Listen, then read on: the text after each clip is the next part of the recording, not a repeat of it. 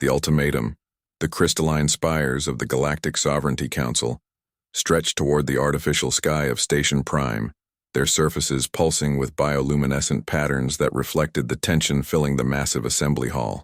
Representatives from 47 species sat in their designated sections, creating a living mosaic of scales, chitin, energy fields, and stranger forms that defied easy categorization. The air hummed with the barely contained excitement of predators who had finally cornered their prey. At the center of it all stood Chancellor Mordak Vex, his towering 12-foot frame casting shadows across the speaker's platform. The hegemony's supreme military commander was a creature of living metal and flesh, his chrome-plated skull adorned with neural interface ports that glowed electric blue. When he moved, servo motors whirred softly beneath synthetic skin, and when he spoke, his voice carried the authority of someone who had personally overseen the subjugation of 17 worlds. Fellow members of the Sovereignty, Chancellor Vex began, his words amplified through quantum resonators embedded in the station's walls. We gather today to address the human problem once and for all. The holographic display above the assembly materialized, showing the spiral arm of the galaxy where Earth resided. Dozens of red markers indicated human settlements, each one representing what the gathered species considered an unauthorized expansion into their rightful territories. For 53 standard cycles, we have watched these primates spread like a virus across systems that belong to the established powers. They mine asteroids in sectors claimed by the hegemony. They establish trade routes through space controlled by the Crystalline Confederacy. They even have the audacity to defend themselves when our correction fleets arrive to restore order. Murmurs of agreement rippled through the chamber as delegates nodded their various appendages in synchronized disapproval. In the modest section reserved for newer species, Admiral Sarah Chen stood with quiet dignity behind a podium that seemed almost insultingly small compared to the elaborate platforms provided for the major powers. At 42, she carried herself with the confidence of someone who had spent her career exploring the unknown regions beyond charted space. Her simple black uniform bore only the silver Earth insignia and the stars indicating her rank. Yet her presence commanded attention in a way that flashier displays could not. Behind her sat the rest of Earth's diplomatic mission, Dr. Marcus Webb, whose cybernetic implants marked him as one of humanity's foremost xenoarchaeologists, Commander Lisa Park, a decorated veteran of humanity's border conflicts, and Professor Elena Vasquez, whose work in theoretical physics remained classified at levels that even Earth's government rarely accessed. The solution is elegantly simple, Chancellor Vex continued, his chrome features reflecting the chamber's ambient light. Complete withdrawal from all disputed territories within 90 standard rotations, immediate cessation of independent military operations, formal acknowledgement of sovereignty authority over the outer rim sectors. The holographic display shifted to show the deployment of the largest military force in recorded galactic history. Over 15,000 warships of various designs hung in perfect formation around the fortress world of Dominion Prime, their combined firepower sufficient to reduce entire star systems to cosmic debris. And if humanity refuses these reasonable terms? Vex's optical sensors focused on Admiral Chen with laser precision. Then you will face the full might of the Sovereignty Fleet at Sector 7719, coordinates already transmitted to your vessel. 60 standard rotations from today. Bring everything you have, mammals. Show the galaxy what your species can truly accomplish when cornered. The chamber fell silent as Admiral Chen stepped forward, her boots clicking softly against the polished floor. When she spoke, her voice cut through the tension with calm authority. Chancellor Vex, members of the Sovereignty Council, after careful consideration of your terms, humanity's response is simple. We refuse your ultimatum completely. Chaos erupted throughout the chamber. Delegates leaped from their seats, appendages writhing with excitement, and the massive Gorlak representatives began what sounded suspiciously like a war chant. Through it all, Chancellor Vex remained motionless, his expression unreadable behind his chrome facade. Furthermore, Admiral Chen continued, waiting for the noise to subside. We accept your challenge. Humanity will meet your fleet at the designated coordinates in 60 standard rotations. The silence that followed was pregnant with anticipation, as every being in the chamber leaned forward to hear Earth's battle plan. Excellent, Chancellor Vex purred, his vocal processors adding harmonic overtones that suggested barely contained predatory satisfaction. Tell us, Admiral, how many vessels will you bring to this gathering? 500, 1,000? We are curious to see how large a funeral pyre your species requires. Admiral Chen straightened her uniform jacket with deliberate precision, her dark eyes never leaving the Chancellor's optical sensors. When she spoke, her words carried to every corner of the vast assembly hall with crystal clarity. One ship. The silence that followed was so complete that the ambient hum of the station's life support system seemed deafening. For several heartbeats, no one moved, breathed, or dared to process what they had just heard. Then the laughter began. It started, with a single hegemony officer in the observer's gallery, a sharp bark of disbelief that echoed off the crystalline walls. Within seconds, it spread like wildfire through the entire assembly. The Crystalline Confederacy's representatives chimed like wind bells as their bodies shook with mirth. The Gorlak contingent's laughter sounded like grinding stone mixed with avalanche debris. Even the normally reserved energy beings of the ethereal collective flickered with patterns that clearly indicated amusement. Chancellor Vex himself began to laugh, a sound like breaking glass mixed with machinery running at dangerous speeds. His optical sensors literally wept coolant as he doubled over, his massive frame shaking with each mechanical guffaw. One ship, he gasped between fits of laughter. Did you hear that? The mammals think one ship can face 15,000. Their arrogance truly knows no bounds. The laughter continued for nearly 10 minutes, washing over the human delegation in waves of derision and contempt. Through it all, Admiral Chen remained perfectly still, her expression unchanged, waiting, with the patience of someone who knew something the rest of the galaxy did not. Her team maintained similar composure, though Professor Vasquez could be seen making subtle calculations on her personal data device. Finally, Chancellor Vex managed to compose himself, wiping coolant from his optical sensors with a gesture that somehow managed to be both elegant and threatening.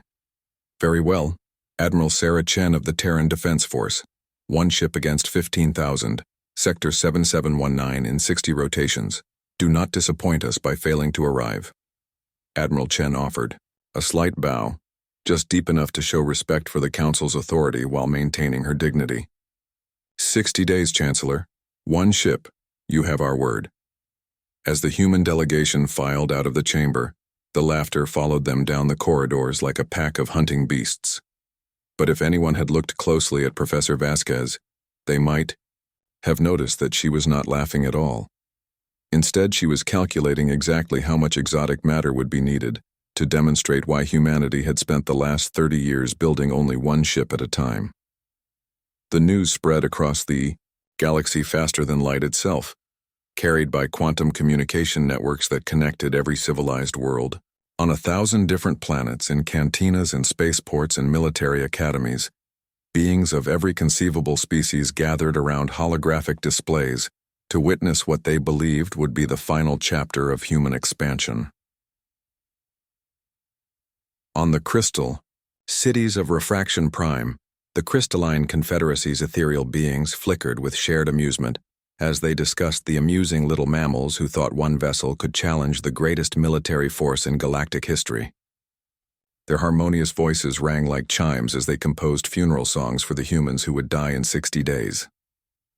In the methane storms of Gorlak Prime, the massive stone-skinned warriors paused their endless training to watch the broadcasts on plasma screens mounted to their fortress walls. Their booming laughter shook the very foundations as they placed bets on how quickly the human vessel would be vaporized, with the most optimistic estimates giving it perhaps 30 seconds of survival.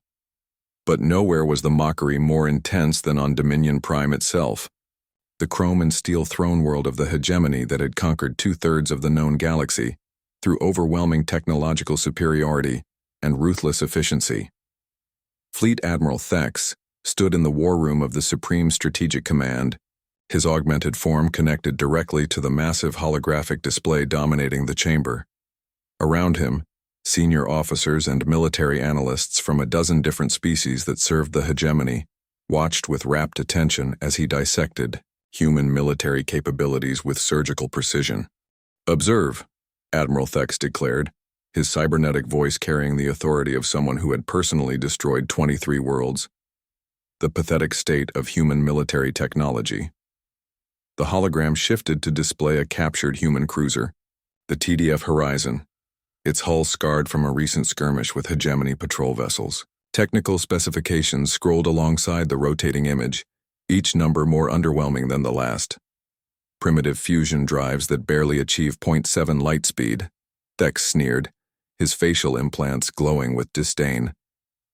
"Energy, shielding so weak that our mining platforms could penetrate it with industrial lasers. And their weapons." He paused for dramatic effect. "Kinetic projectile systems and crude energy beams. They literally throw pieces of metal and coherent light at their enemies." The assembled officers erupted in laughter. A young hegemony lieutenant raised her chrome-plated hand. "Admiral, surely they must have some hidden capabilities, some advanced technology they've kept secret?" Admiral Thex's optical implants glowed with cruel amusement. "Lieutenant Kex, we have been monitoring human communications for decades. Their own scientists publish research papers detailing their technological limitations. They debate the theoretical possibility of faster-than-light communication, while we have been using quantum entanglement networks for millennia." The hologram changed again, showing the largest human vessel ever constructed, a massive dreadnought that had taken Earth's combined shipyards 5 years to complete. "Their largest warship," Thex continued, "masses 1.2 million tons. Our escort frigates, our smallest combat vessels, mass over 3 million tons each. A single hegemony destroyer could obliterate their entire fleet."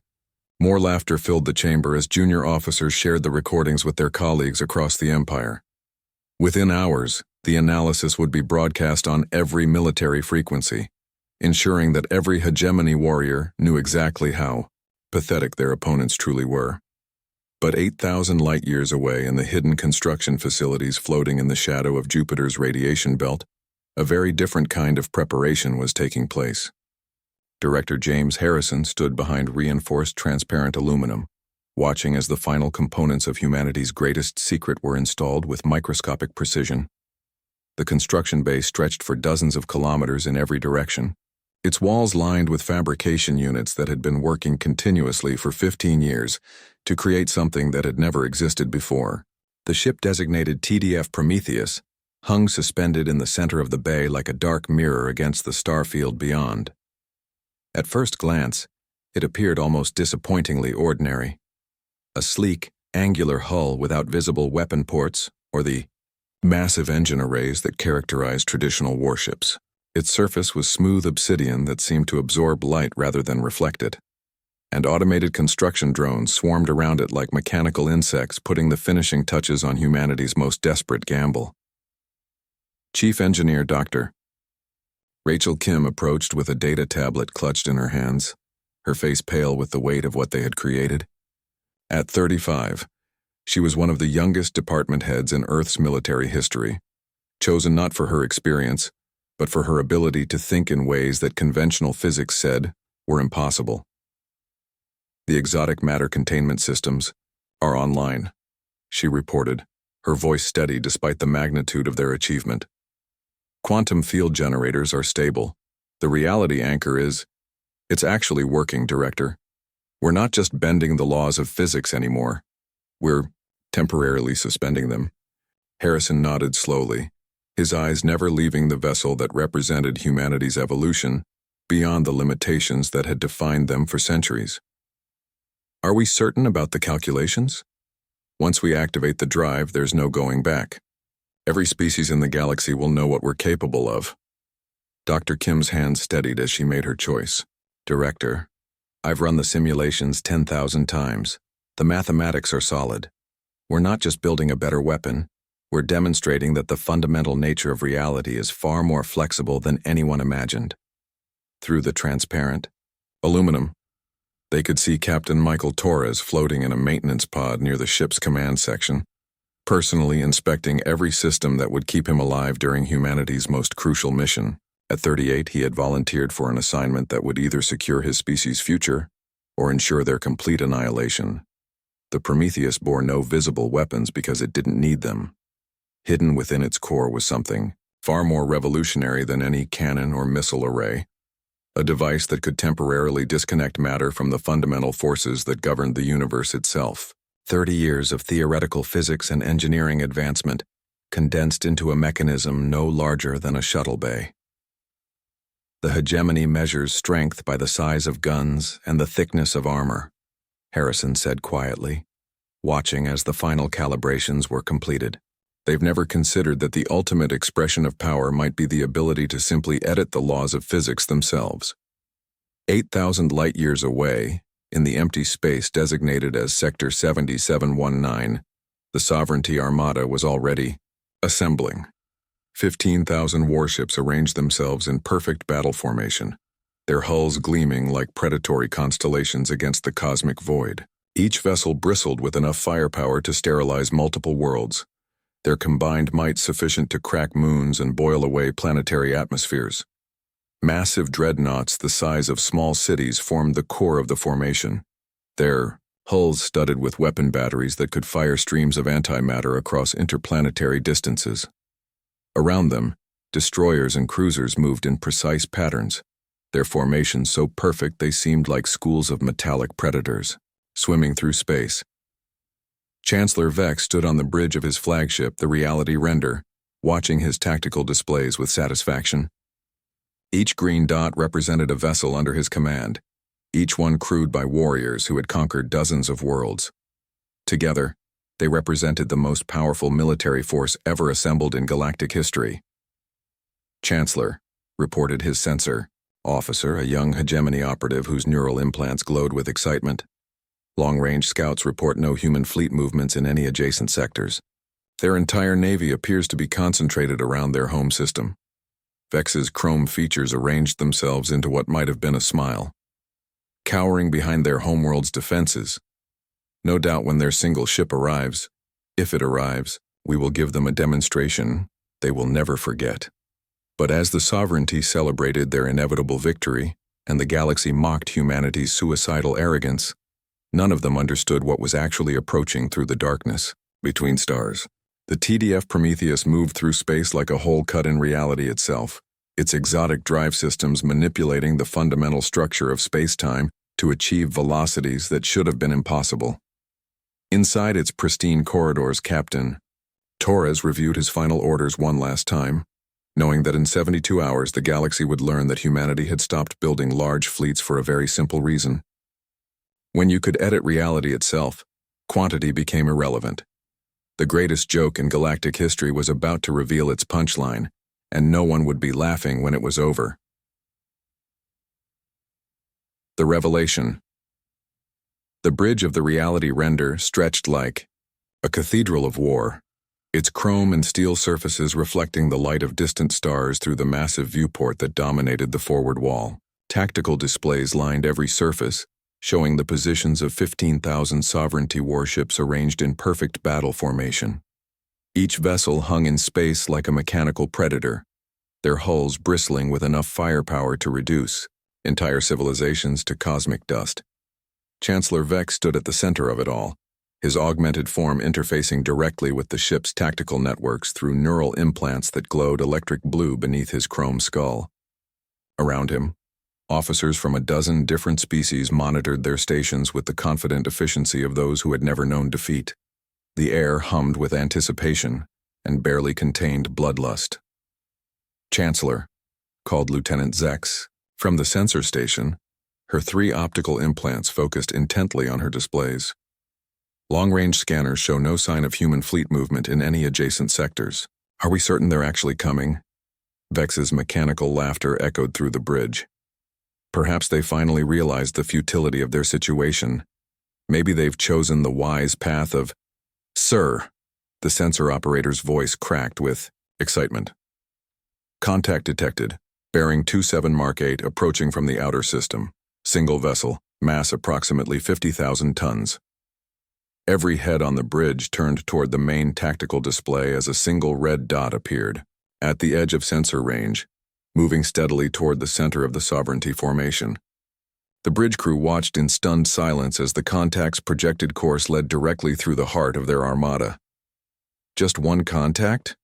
Vex asked, his voice carrying a note of disbelief that his vocal processors translated into harmonic overtones of amusement. "Confirmed, sir. Single vessel. No escort fleet detected. No support ships. No... Sir, this is impossible." "What's impossible, Lieutenant?" The sensor operator's implants flickered with confusion. "The vessel isn't showing up on subspace sensors. It's not generating any detectable energy signature. According to our instruments, there's nothing there. Except for the gravitational displacement of a 50,000-ton mass moving at... Chancellor, this can't be right." "Report, Lieutenant. What speed?" "0.97 light speed, in normal space, without any detectable propulsion system." A wave of nervous laughter rippled through the bridge crew. Officers exchanged uncertain glances, their confidence beginning to crack as they processed information that shouldn't have been possible according to known physics. "Display the vessel on main screen," Vex commanded, settling back in his command throne to enjoy what promised to be either the most entertaining or disturbing moment of his military career. The massive view screen flickered to life, showing a magnified image of the approaching human ship. The TDF Prometheus appeared as a dark wedge against the starfield, its obsidian hull seeming to absorb light rather than reflect it. The vessel moved through space with impossible grace, showing no engine flare, no distortion effects, no signs of the massive energy expenditure that should have been required for such velocities. "That's it?" Vex's laughter boomed through the bridge, though it carried less conviction than before. "That pathetic little stealth courier is humanity's great champion?" But even as he spoke, something nagged at the back of his enhanced consciousness. The ship didn't look like a desperate last stand. It looked like something else entirely. Something confident. Something that knew exactly what it was doing. "Open a communication channel," Vex ordered. "Let's hear what these mammals have to say for themselves." The main screen shifted to show the interior of the human vessel's bridge. The space was surprisingly austere, with clean white walls and simple control stations that looked almost primitive.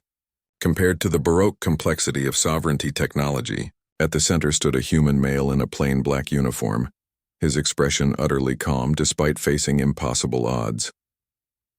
"This is Captain Michael Torres of the TDF Prometheus," the human said, his voice carrying clearly across the communication link. "I'm here to accept your surrender." The silence that followed was so complete that the background hum of the bridge's life support system seemed deafening. For several heartbeats, no one moved, breathed, or dared to process what they had just heard. Then Chancellor Vex exploded into laughter that had an edge of hysteria to it. "Surrender? You magnificent suicidal fool. You're facing 15,000 warships with a single vessel that our escorts could vaporize with mining lasers." Captain Torres remained perfectly calm, his hands clasped behind his back in a posture of complete confidence. "Chancellor, before we proceed, I should probably mention that you're not actually facing one ship. You're facing a concept that your civilization isn't quite ready to understand." "What are you talking about, human?" "I'm talking about the fact that everything you think you know about the nature of reality is about to change." Torres nodded to someone off-screen. "Dr. Kim, if you would demonstrate the basic principles." "Sir?" called the sensor operator, her voice cracking with panic. "The human vessel just disappeared. Completely. No energy signature, no mass displacement, nothing. It's like it never existed." On the main screen, Captain Torres smiled. "We're still here, Chancellor. We're just not here in the way you understand here to mean." Suddenly, the Prometheus reappeared directly in the center of the Sovereignty formation, having somehow materialized between three massive dreadnoughts without triggering a single proximity alarm. The sight sent shockwaves through the entire fleet as 15,000 warships simultaneously registered a vessel that had appeared in their midst without any detectable means of propulsion or transition. "Impossible," Vex whispered, his chrome features reflecting the confused light of his tactical displays.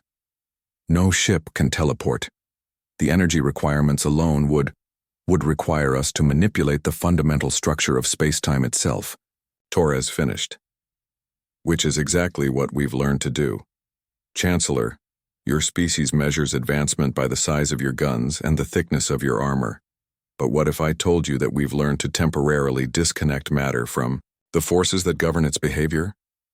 The tactical displays throughout the Sovereignty fleet began showing readings that made no sense. The Prometheus was simultaneously occupying multiple positions, existing in several locations at once while maintaining perfect structural integrity. Its mass readings fluctuated wildly, sometimes showing as a 50,000-ton vessel, sometimes barely registering at all. You see, Torres continued, his voice calm and educational. 30 years ago, our scientists made a breakthrough. We discovered that the laws of physics aren't actually laws. They're more like suggestions. And with enough exotic matter and precise quantum field manipulation, those suggestions can be temporarily overruled. Chancellor Vex watched in growing horror as his tactical officers reported readings that defied comprehension. The human vessel was phasing in and out of normal space, moving through dimensions that shouldn't have existed, occupying positions that violated basic principles of geometry. This is impossible, he repeated, but his voice carried less conviction than before. Impossible is just another word for we haven't figured it out yet, Torres replied. Chancellor, I'm going to demonstrate why humanity stopped building large fleets. When you can edit reality itself, quantity becomes irrelevant. The Prometheus began to change. Its hull flowed like liquid mercury, reshaping itself into configurations that shouldn't have been able to exist in three-dimensional space. Parts of the ship seemed to fold through angles that human geometry had no names for, while other sections flickered between states of matter that defied classification. All vessels, Vex commanded, his voice carrying across the fleet communication network. Open fire. Destroy that abomination now. 15,000 warships opened fire simultaneously. Streams of antimatter, coherent energy beams, and kinetic projectiles converged on the space occupied by the Prometheus in a display of firepower that could have cracked continents. The very fabric of space lit up with destructive energy as the most powerful military force in galactic history unleashed everything it had. The weapons passed through the Prometheus as if it weren't there.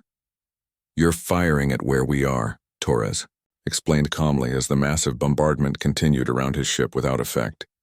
But we're not entirely here anymore. We're existing in a quantum superposition between multiple states of reality. Your weapons can't hit something that's only partially present in your dimensional frame of reference. The bombardment ceased as officers throughout the fleet stared in disbelief at their instruments. Every weapon had struck its target with perfect accuracy, yet the human vessel remained completely undamaged, hovering serenely in the center of their formation like a dark angel of technological impossibility. Now, Torres said, his tone shifting to something more serious. Let me show you what happens when we decide to become fully present in your reality. The Prometheus suddenly solidified, its hull taking on a density that registered as impossible on every sensor in the fleet. The space around it began to warp visibly, as the ship's exotic matter core generated gravitational effects that bent light and twisted the fabric of space-time itself. All ships, Vex commanded desperately. Retreat to safe distance. Execute emergency, jump protocols. But it was too late. The Prometheus had begun to demonstrate the true nature of its technology. Reality around the ship became fluid, malleable. Stars in the background shifted position as space itself was edited to accommodate configurations that normal physics couldn't support. This is what we learned, Chancellor, Torres said, his image flickering as dimensional barriers became permeable around his ship. We learned that the universe is far more flexible than anyone imagined. And once you understand that fundamental truth, the difference between one ship and 15,000 becomes meaningless.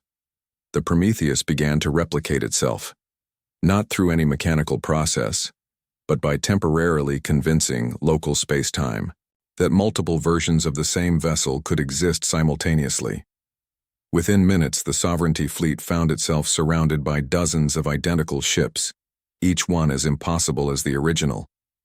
Each of these vessels is the same ship, Torres explained as his fleet of doppelgangers took defensive positions throughout the enemy formation. We're not copies or holograms. We're the same vessel existing in multiple quantum states simultaneously, and each version has access to the same exotic matter core that allows us to edit reality itself.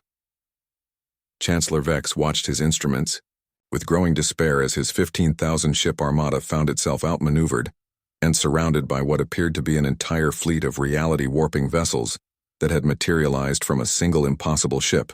"This is your demonstration of surrender terms," Torres continued. "We could disable every vessel in your fleet without firing a single conventional weapon. We could phase your ships into dimensions where your life support systems don't function. We could edit local space-time to make your hulls forget how to maintain structural integrity, but we won't." "Why?" Vex managed to ask, his voice barely above a whisper. "Because 30 years ago, when we first developed this technology, we made a choice. We decided that the power to edit reality came with the responsibility to use it wisely. We're not conquerors, Chancellor. We're gardeners." The multiple versions of the Prometheus began to fade, consolidating back into a single vessel that took position at a respectful distance from the Sovereignty fleet. "We're offering you a different kind of future. Not one where might makes right, but one where impossible problems have impossible solutions. We're offering partnership, not domination." Chancellor Vex stared at the human vessel, his enhanced mind struggling to process the implications of what he had witnessed. Everything his civilization had built was based on the assumption that reality followed certain inviolable rules. But if those rules could be changed, "What do you want from us?" he asked finally. "We want to teach you that the universe is far more wonderful than you imagined," Torres replied. "We want to show you that the limitations you've accepted aren't limitations at all. They're just problems waiting for impossible solutions." The communication link went silent as the bridge of the reality render tried to process what they had witnessed. Around them, the 15,000-ship armada hung motionless in space, their crews struggling to understand that everything they thought they knew about the nature of reality had just been proven wrong. "Sir," the sensor operator reported quietly, "the human vessel is requesting permission to approach. They want to send over a diplomatic team." Chancellor Vex looked at his tactical displays, at the readings that made no sense, at the single impossible ship that had just demonstrated technology beyond his wildest nightmares or dreams. For the first time in his military career, he found himself facing something that couldn't be conquered through superior firepower. "Grant them permission," he said finally, "and prepare to learn what it means when reality itself becomes negotiable." As the TDF Prometheus approached the reality render, its hull flickering between states of existence like a ship-shaped aurora, the galaxy held its breath. The age of conventional warfare was ending, and the age of impossible solutions was about to begin. In the vast assembly hall of the Galactic Sovereignty Council, emergency sessions were being called as news of the encounter spread faster than light itself. Species that had built their civilizations on fixed understanding of physical law found themselves confronting the possibility that reality was far more flexible than they had ever imagined. And on Earth, in the hidden construction facilities, where impossible ships were born, Director Harrison began planning humanity's next gift to a galaxy that was about to discover that the universe had room for far more wonder than anyone had dared to dream.